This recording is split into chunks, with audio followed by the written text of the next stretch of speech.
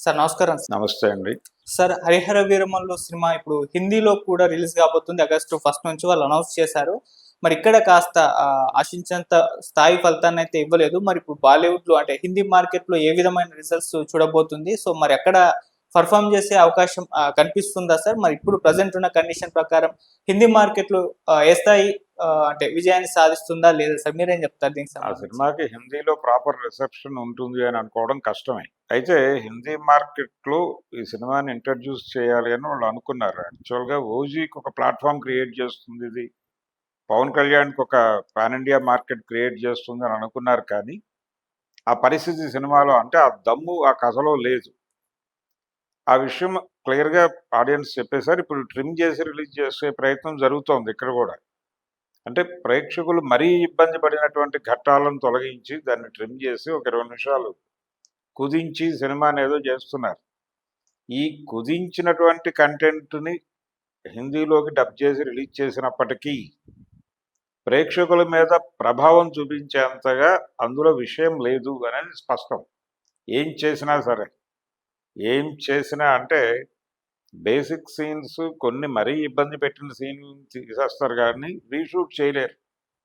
Reshoot చేసే time లేదు, పరిస్థితి కాదు. కాబట్టి ఇది హిందీ బెల్ట్‌లో రిలీజ్ అయిందా అంటే అయింది అనేటువంటి వరకే. ఇప్పుడు దీనికంటే 100 రెట్లు బెటర్‌గా తీసినటువంటి 'సైరా' సినిమానే అక్కడేమి పెర్ఫార్మ్ చేయలా.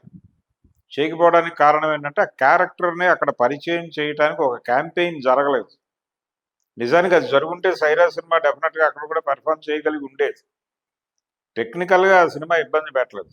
కంపారిటివ్‌గా దీంతో పోలిస్తే 100 రెట్లు బెటర్ సినిమా. ఆయనకది మొదటి కాస్ట్యూమ్ సినిమా. ఇతనికి మొదటి కాస్ట్యూమ్ సినిమాగా చూడాలి. ఆ పోలికలో 'సైరాతో' దీన్ని కంపేర్ చేస్తే 'సైరాతో' ఏ పరిధిలోనూ దాని దరిదాపులకి వచ్చే సినిమా కాదు. అందుకని ఈ సినిమా హిందీ బెల్ట్‌లో రిలీజ్ అయింది. మేము పాన్ ఇండియా మార్కెట్ కోసం అనుకున్నాం. పాన్ ఇండియా మార్కెట్‌లో మా సినిమాని రిలీజ్ చేశామని చెప్పుకోవడానికి ఉపయోగపడుతుంది తప్ప ఏమీ ఉండదు. హ్మ్. కాబట్టి ఈ సినిమా అయిపోయింది. అంటే దీనికి మొదట తీసుకోవాల్సిన ప్రికాషనే తీసుకోలేదు. ఓకే. ఈ కథకి ఎంత సమయం కేటాయించాలి అనేది కాలిక్యులేట్ చేసుకొని అంత టైం కేటాయించగలిగితే ఈ కథ చేయాలి. లేదంటే వదిలేయాలి. ఇప్పుడు నిజానికి ఇది ఒరిజినల్‌గా అనుకున్నప్పుడు క్రిష్ చెప్పిన పద్ధతి ఒకటి. ఆయన ఒక అడ్వెంచరస్ డ్రామా చేయదలుచుకున్నాడు దీనిలో.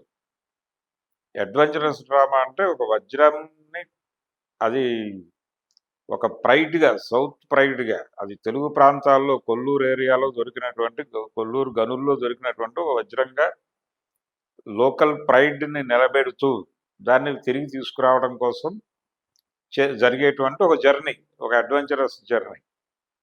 ఆ అడ్వెంచరస్ జర్నీ వరకే దాని భాగం.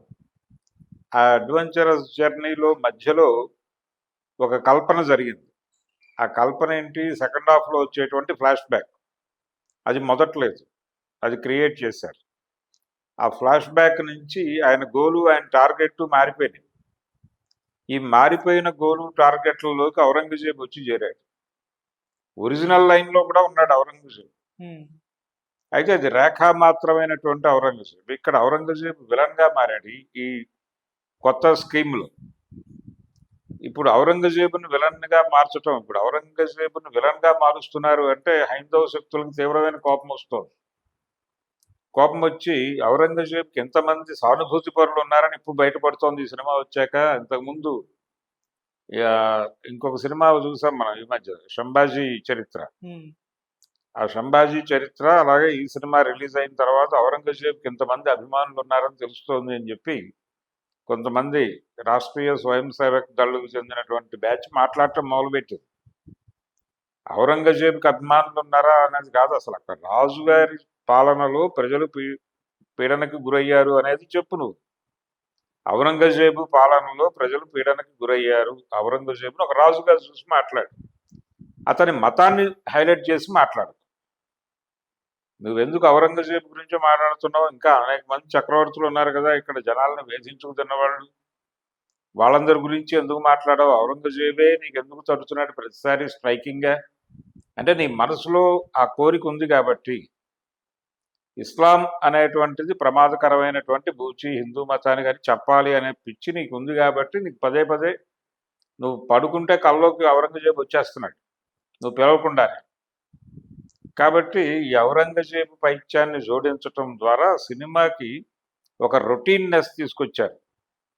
ఎన్ని సినిమాల్లో చూస్తాం ఇలా ఔరంగజేబుని విలన్గా, ఔరంగజేబు మీద ఎంతో యుద్ధం చేయిస్తారు మీరు. సంభాజీతో యుద్ధం చేయిస్తారు, శివాజీతో చేయిస్తారు, ఇప్పుడు హరిహర వీరమలతో చేయించారు, రేపు ఇంకెవరితో చేయిస్తారో తెలీదు. ఏమిటి పరిస్థితి, ఔరంగజేబు ఆత్మ పరిస్థితి ఏమిటి అనేది ఇప్పుడు ప్రశ్న. అందుకని ఈ సినిమా రొటీన్ అయిపోయింది. ఇప్పుడు ఇదే కథతో అక్కడికి వెళ్తారు. కొన్ని ఇబ్బందికరమైన సీన్లు తొలగించినప్పటికీ ఔరంగజేబు వెళ్ళను, హరిహర వీరమల్లు హీరో అని చెప్పడం కోసం అక్కడ సినిమా తీసుకెళ్తే ఆల్రెడీ ఈ రొటీన్నెస్ వాళ్ళు ఇంతకంటే ఎక్కువ స్థాయిలో భరించారు. వాళ్ళెందుకు ఈ కల్పిత పాత్రతో, ఈ డమ్మీ క్యారెక్టర్తో ఔరంగజేబుతో కాన్ఫ్లిక్ట్లోకి ఎంటర్ అయ్యేటువంటి ఓ డమ్మీ క్యారెక్టర్ కథ చూడాలని వాళ్ళు ఎందుకు అనుకుంటారు? కాబట్టి ఇదే ఫలితాన్ని అక్కడ అద్భుతంగా పొందేటువంటి ఛాన్స్ అయితే ఉంది. ఇంతకు మించిన ఫలితం అక్కడ రాదు. కాకపోతే ఏంటంటే మేము పాన్ ఇండియా రిలీజ్ చేసామని చెప్పుకోవడానికి ఒక రికార్డు కోసం ఆల్రెడీ ఎవరో కొనుక్కుని ఉంటారు అక్కడ, ఏదో తృణమో పణమో ఇచ్చి అడ్వాన్సులు ఇచ్చావు, వాళ్ళు ఒక ప్రయత్నం చేసి ఒక ప్రయోగం చేసి విఫలమై కొన్ని స్క్రీన్స్లో వేసి తీసేస్తారు.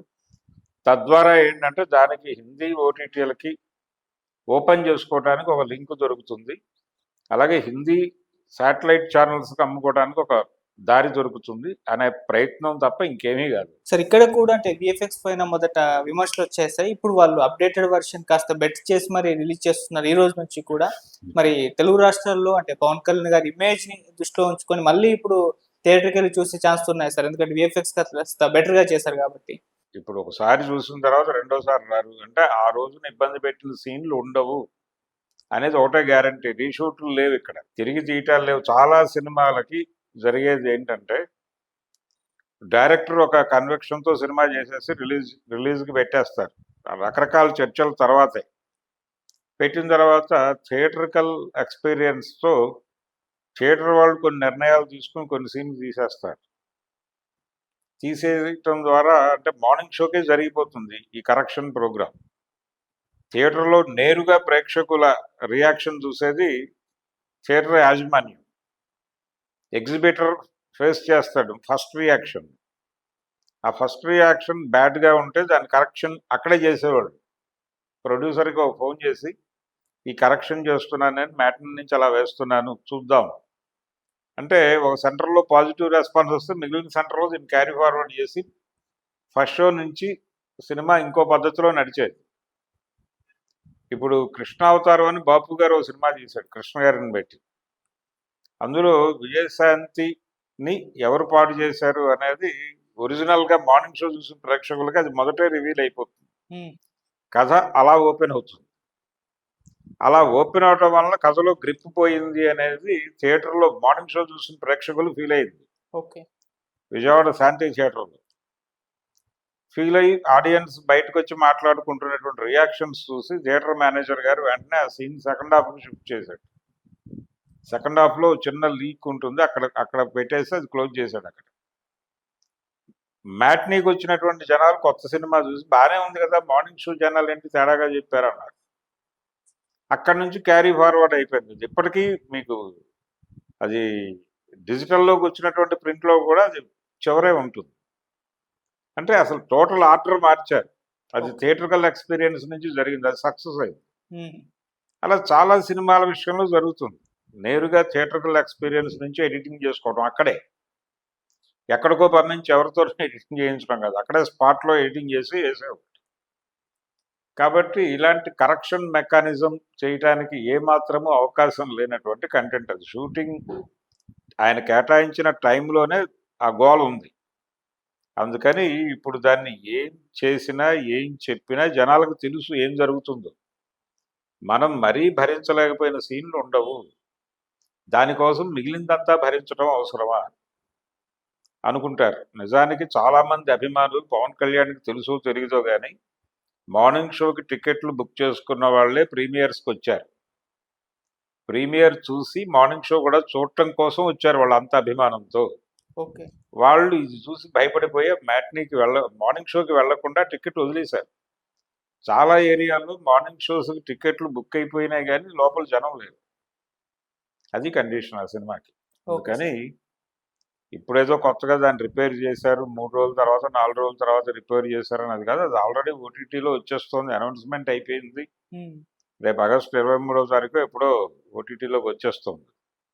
అయితే ఓటీటీలో కూడా దీన్ని చూస్తారనే గ్యారంటీ లేదు. ఎందుకంటే ఓటీటీకి థియేటర్కి మధ్యలో అది లీకేజ్ అయిపోయి పబ్లిక్లో ఉంది సినిమా. ప్రతి వాళ్ళ ఫోన్లోనూ హరిహర వీరమల్లు కలదు.